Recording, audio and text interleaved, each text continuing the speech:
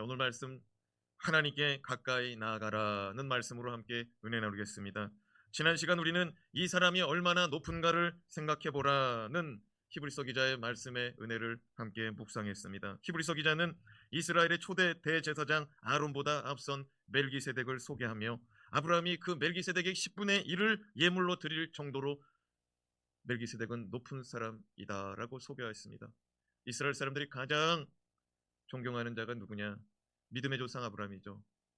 그들의 뿌리는 믿음의 조상 아브라함, 아브라함이 그들의 시초다, 그들의 믿음의 시초다, 그렇게 여겼는데 그들의 믿음의 시초인 아브라함이 멜기세덱에 엎드려 경배하고 그에게 예물을 드렸으니 그 멜기세덱은 얼마나 높은 사람인가 히브리서 기자가 증언했습니다.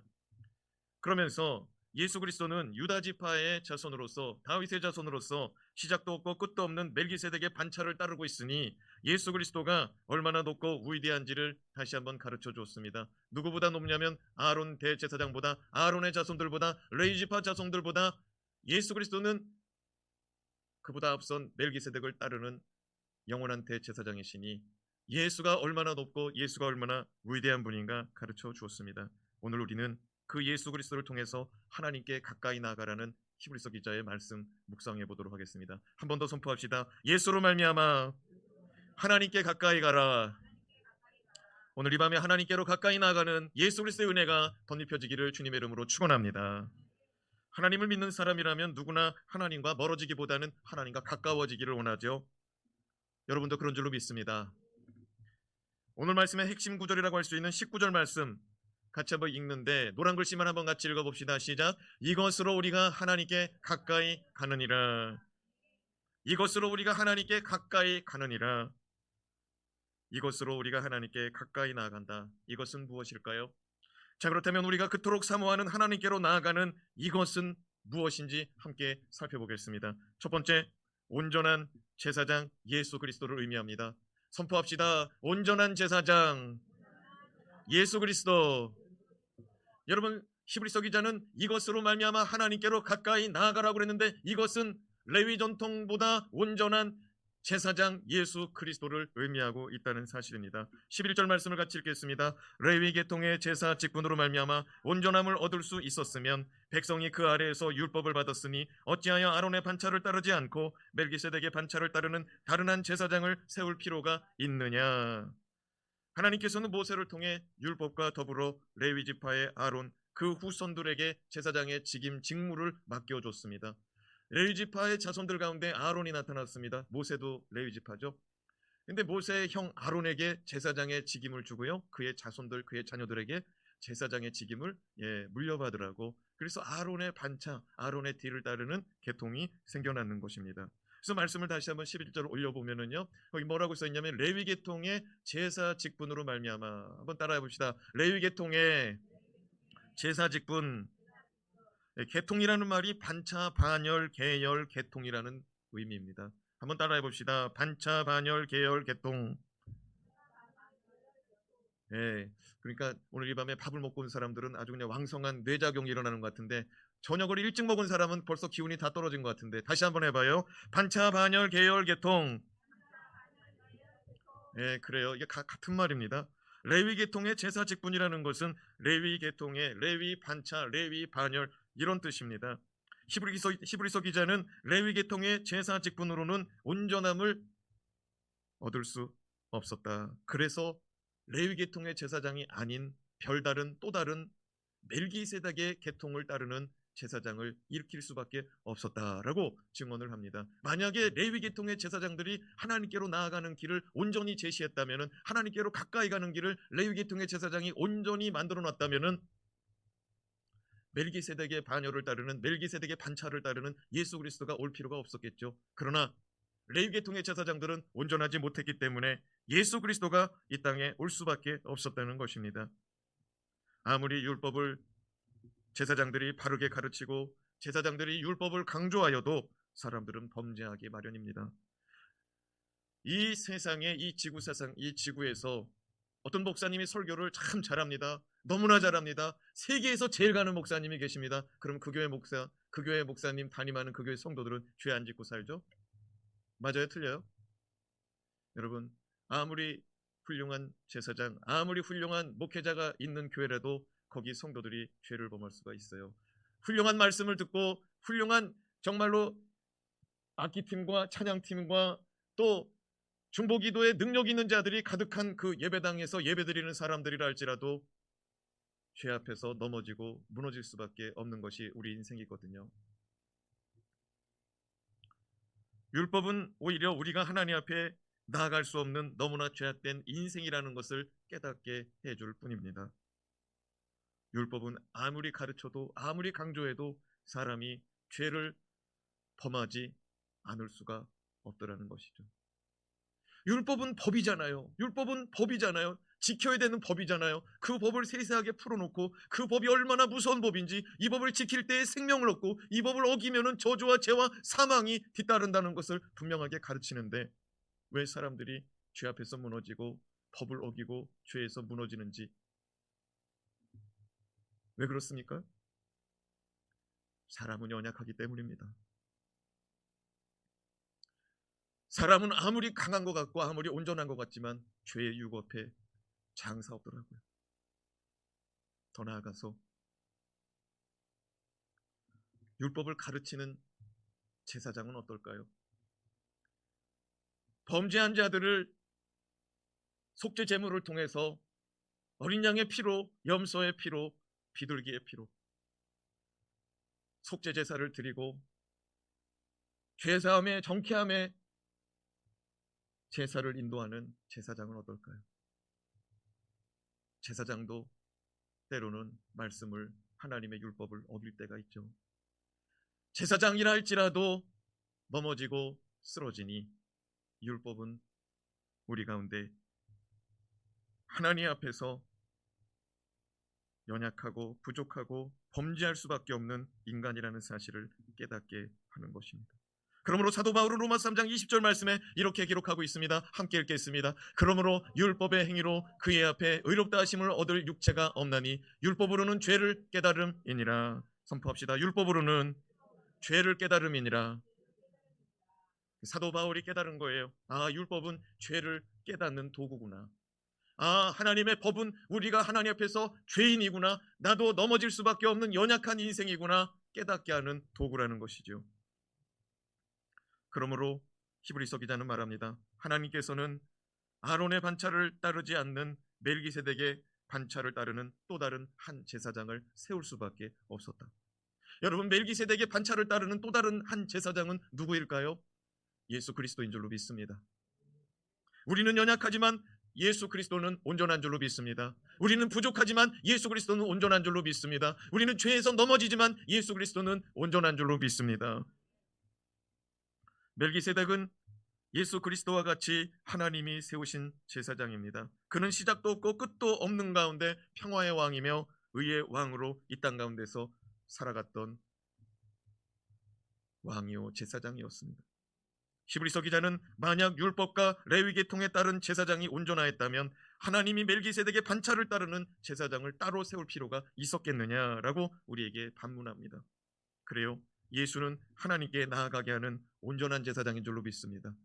목회자들도 때로는 성도들을 실망시킬 때가 있더라고요. 그러나 예수는 실망시키지 않는 제사장, 주의 종인 줄로 믿습니다. 예수 바라보고 하나님께로 가까이 나아가라고 오늘 히브리서 기자가 우리에게 말씀하고 있으니 우리 모두가 다 예수 그리스도를 바라보며 나아가는 이 밤이 되기를 주님의 이름으로 축원합니다.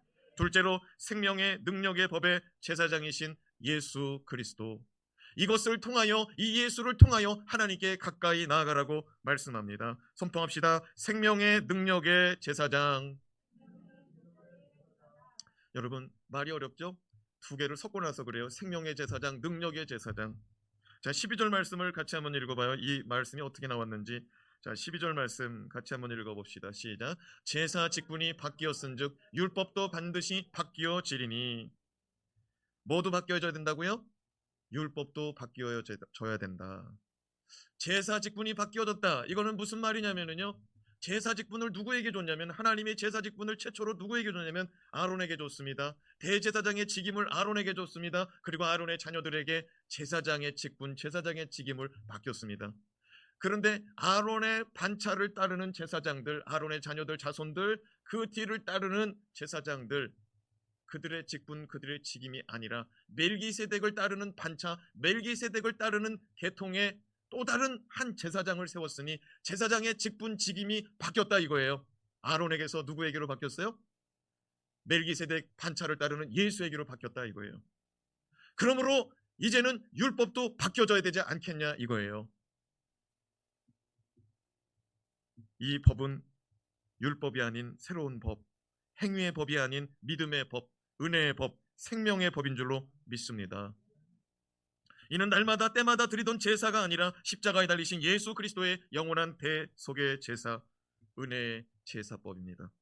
사도 바울은 이와 같은 말씀 에베소서 2장 8절에서 9절 말씀을 통해서 오늘 히브리서 기자와 같이 한 믿음으로 선포하고 선언하고 있습니다. 에베소서 2장 8절에서 9절 말씀 읽습니다. 너희는 그 은혜에 의하여 믿음으로 말미암아 구원을 받았으니 이것은 너희에게서 난 것이 아니요 하나님의 선물이라. 행위에서 난 것이 아니니 이는 누구든지 자랑하지 못하게 하려 함이니라.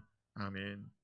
사랑하는 여러분, 율법은 행위로 말미암아 구원의 길을 제시하고 있습니다. 속죄제사를 드려라, 범죄하거든 속죄제사를 드려라, 그리고 하나님의 법을 어기지 말아라, 생명의 법으로 여기고 죄짓지 말고 범죄하지 말고 살아라. 이것이 율법입니다. 너희가 만약 율법을 지키면 하나님에게 복을 받을 것이고 율법을 지키지 않고 범죄하면 저주받을 것이다, 죄값을 치르게 될 것이다. 이게 하나님의 법, 율법이었습니다. 그런데 사도 바울이 말합니다. 우리가 얻은 구원은 행위에서 얻는 율법의 구원이 아니라 은혜의 구원이라고 가르쳐주고 있습니다. 여러분, 율법의 구원이 아니라 행위의 구원이 아니라 은혜로 말미암는 구원이니 이것이 은혜의 법, 생명의 법, 예수 그리스도의 십자가의 대속의 법인 줄로 믿습니다.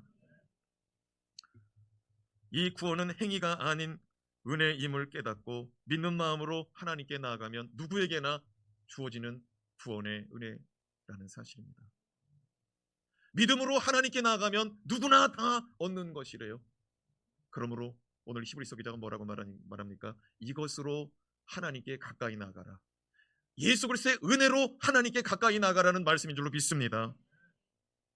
히브리서 기자는 예수 그리스도께서 행위의 율법의 제사장 되신 것이 아니라 은혜의 법, 생명의 법의 제사장 되심을 이렇게 말씀합니다. 16절, 17절 같이 읽습니다. 시작. 그는 육신에 속한 한 계명의 법을 따르지 아니하고 오직 불멸의 생명의 능력을 따라 되었으니 증언하기를 내가 영원히 멜기세덱의 반차를 따르는 제사장이라 하였도다. 예수님은 육신에 속한 한 계명의 법, 율법을 따르지 않았다라고 기록하고 있습니다. 이 말씀은 예수님이 율법을 무시하였다는 말이 아닙니다. 육신에 속한 한 계명이라고 그랬습니다. 선포합시다. 육신에 속한 한 계명의 법.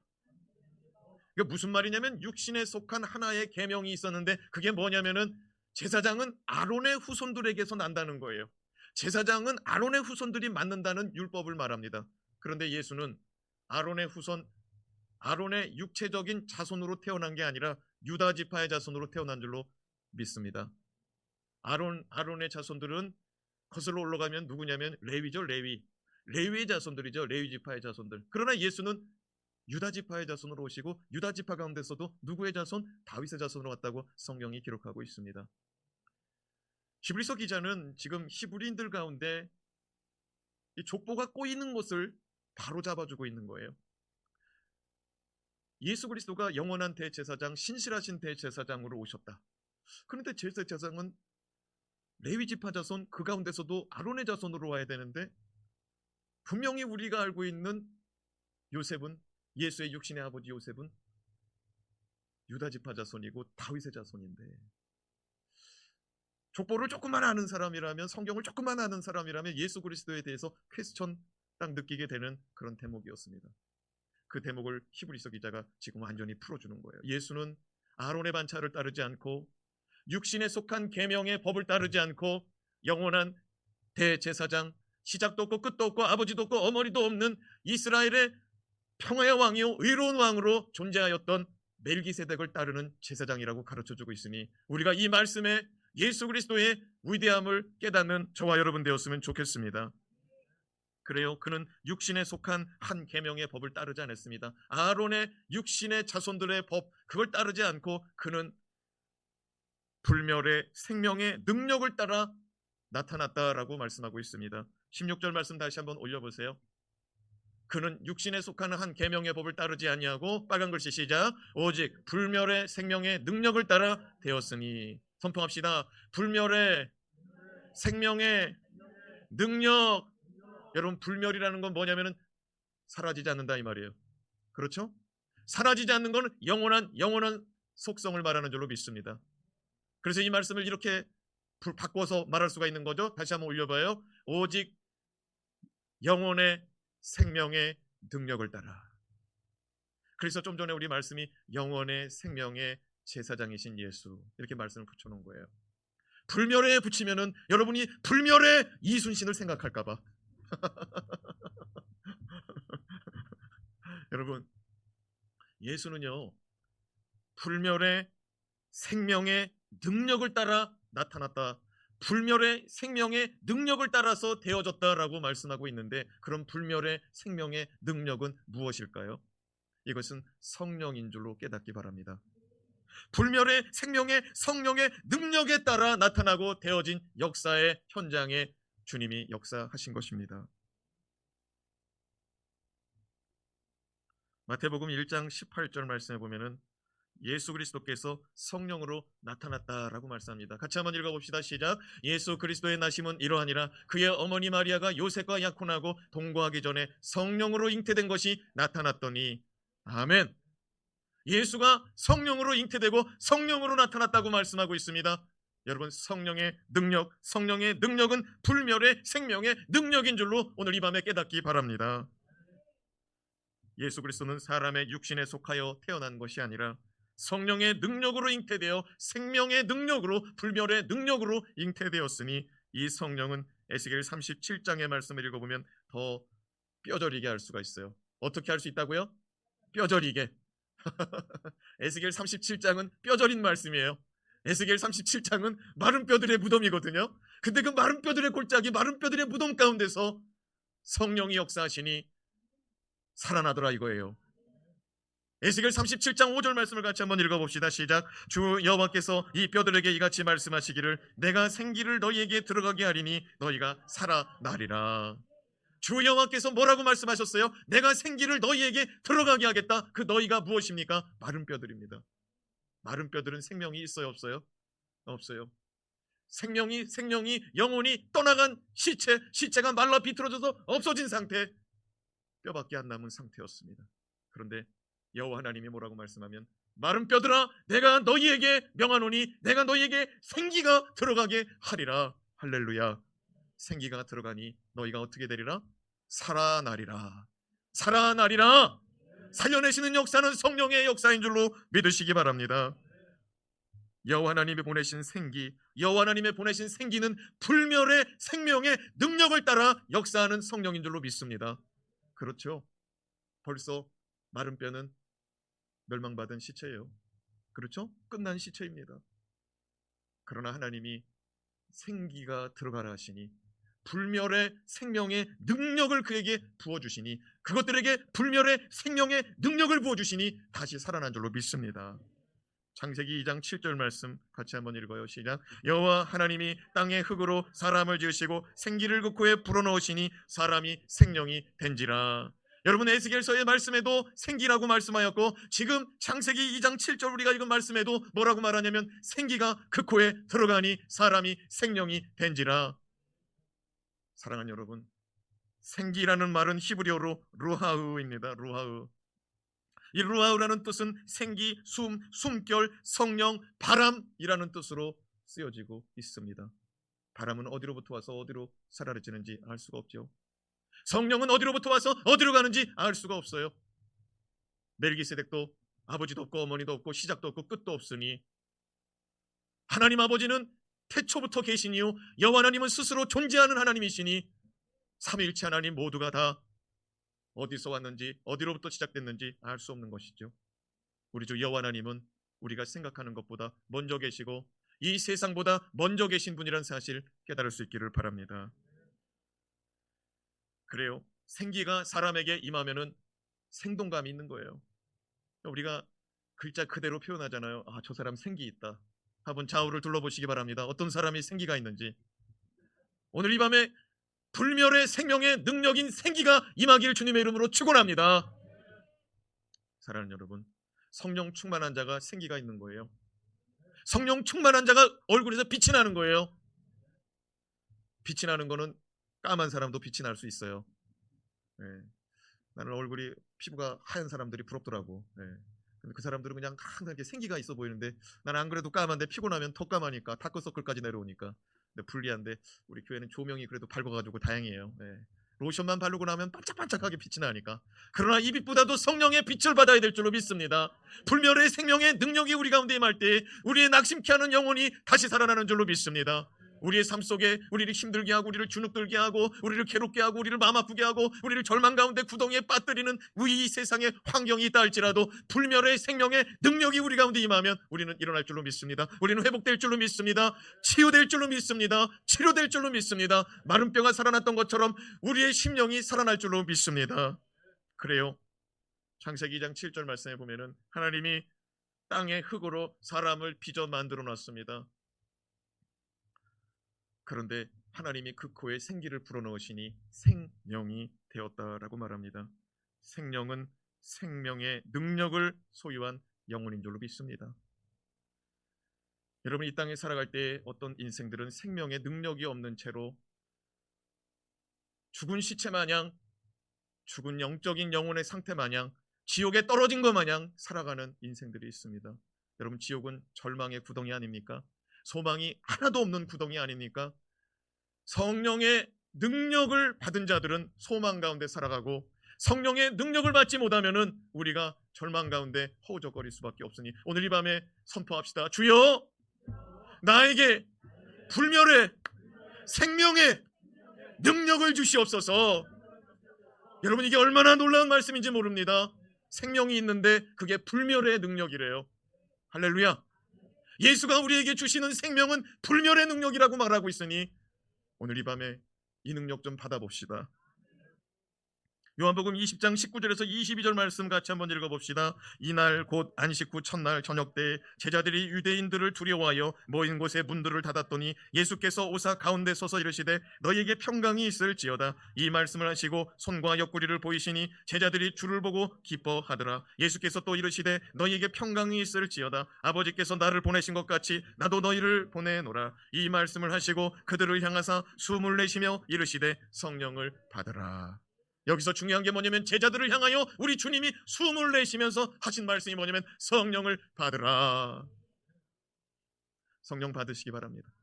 그런데 무엇을 내쉬면서? 숨을 내쉬면서. 히브리어로 생기, 성령, 숨, 그것은 루아우라고 말씀하였습니다. 여러분, 예수가 지금 창세기 2장 7절에 흙으로 사람을 빚으사 그 코에 생기를 불어넣으시니 그 생기의 숨을 제자들에게 내쉬어 준 줄로 믿습니다. 사람도 인공호흡을 하면은요, 사람도 인공호흡을 하면은 숨이 다시 돌아오더라고요. 사람의 숨을 집어넣어도 돌아오더라고요. 그러면 하나님의 숨을 집어넣으면 어떻게 되겠어요? 아주 긴급한 상황 속에서 사람이 사람에게 숨을 집어넣어도 사람이 살아나는데 성령의 숨, 성령의 능력, 불멸의 생명의 능력을 받으면 어떻게 되겠냐고요? 놀라운 일이 일어날 줄로 믿습니다. 숨을 내쉬며 이르시되 성령을 받으라. 우리가 받은 성령은 예수 안에 계신 예수의 영, 사람을 생명으로 만드시는 불멸의 영, 생명의 능력인 줄로 믿습니다. 오늘 이 밤에 창조의 때 흙으로 사람을 빚으사 그 코에 생기를 불어넣으신 것처럼 우리에게도, 여러분에게도 성령의 생기가 임하기를 주님의 이름으로 축원합니다. 요한복음 1장 3절에서 4절 말씀도 읽어봅시다. 시작. 만물이 그로 말미암아 지은 바 되었으니 지은 것이 하나도 그가 없이는 된 것이 없느니라. 그 안에 생명이 있었으니 이 생명은 사람들의 빛이라. 예수 안에 뭐가 있었다고요? 생명이 있었답니다. 예수는 그러면 언제 이 생명을 가지고 나오셨을까요? 성령으로 잉태됐을 때 영원한 생명 가지고 오신 줄로 믿습니다. 히브리서 기자는 말합니다. 이러한 생명의 능력을 따라 예수 그리스도를 통하여 하나님께 가까이 나아가라. 레위지파의 전통에 따라 제사장이 된 이들은 육신의 한계, 영적인 한계가 있어서 하나님께로 이끄는데 한계가 있습니다.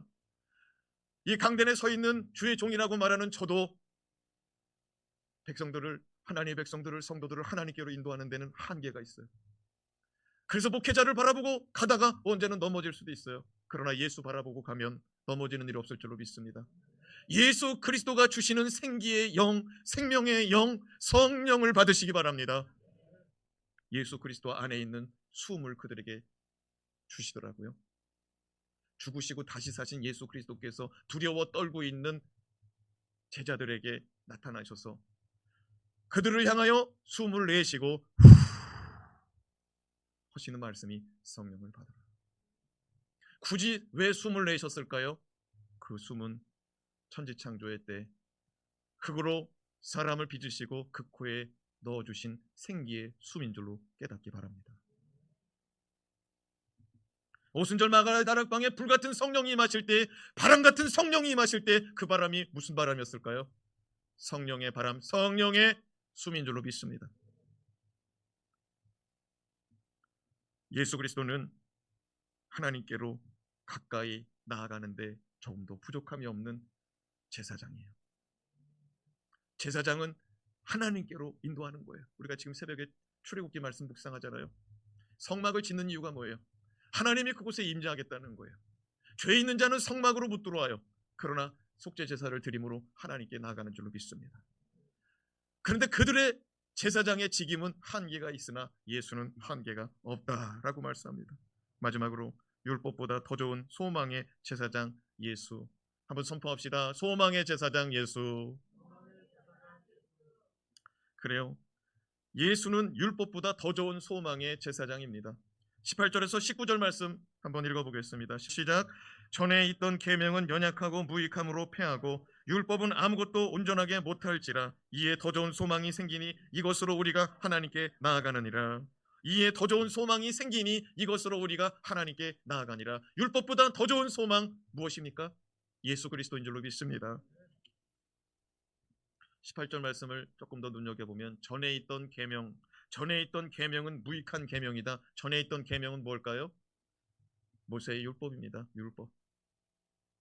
율법은 연약하고 무익하여 폐하여졌다.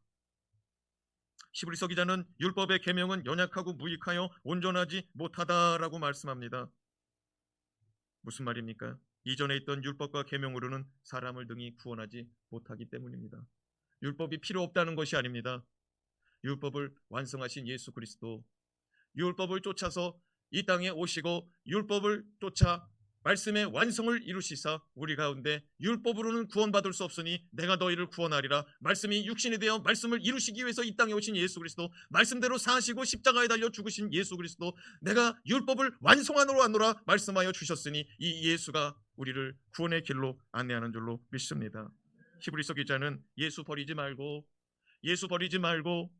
이 예수는 율법보다 더 좋은 소망의 예수니 예수 버리지 말고 예수 그리스도의 소망을 붙잡고 구원을 얻으라고 말씀하고 있습니다.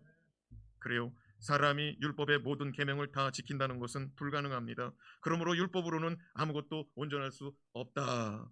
누구도 온전할 수가 없다. 누구도 율법으로는 온전해질 수가 없다라고 말씀하고 있는 것입니다. 히브리서 기자는 율법보다 더 좋은 소망이 생겨났으니 이 율법보다 더 좋은 소망은 무엇이냐? 생명의 법이라는 것입니다. 로마서 8장 1절에서 2절 말씀 읽고 마치겠습니다. 시작. 그러므로 이제 그리스도 예수 안에 있는 자에게는 결코 정죄함이 없나니 이는 그리스도 예수 안에 있는 생명의 성령의 법이 죄와 사망의 법에서 너를 해방하였느니라. 선포합시다. 생명의 성령의 법.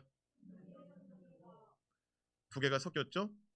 따로따로 떨어뜨려 놓고 말해도 돼요. 한번 선포합시다. 생명의 법, 성령의 법. 목사님 왜 붙어있는 말씀을 분리시키십니까? 아니요. 아까 좀 전에 뭐라고 그랬냐면 히브리서 기자가 뭐라고 그랬냐면 불멸의 생명의 능력이라고 그랬습니다.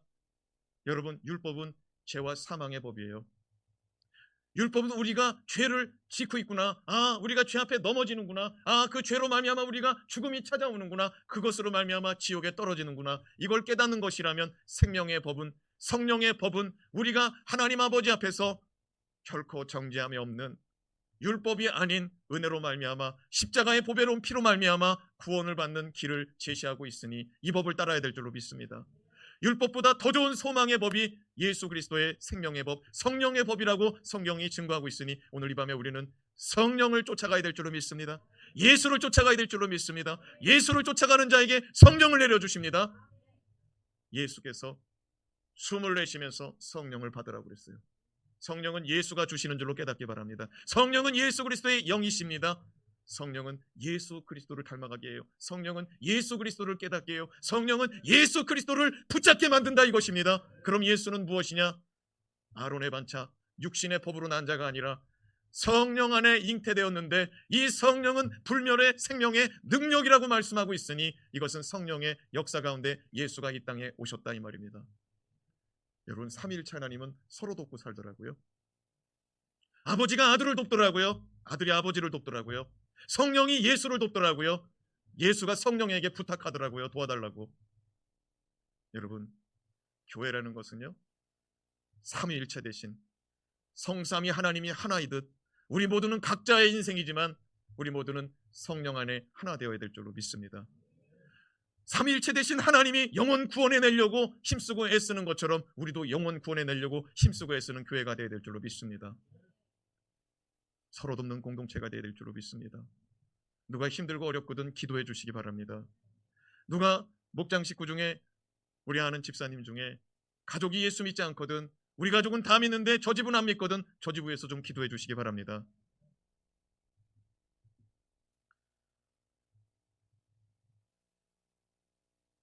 그리스도 예수 안에 있는 생명의 성령의 법.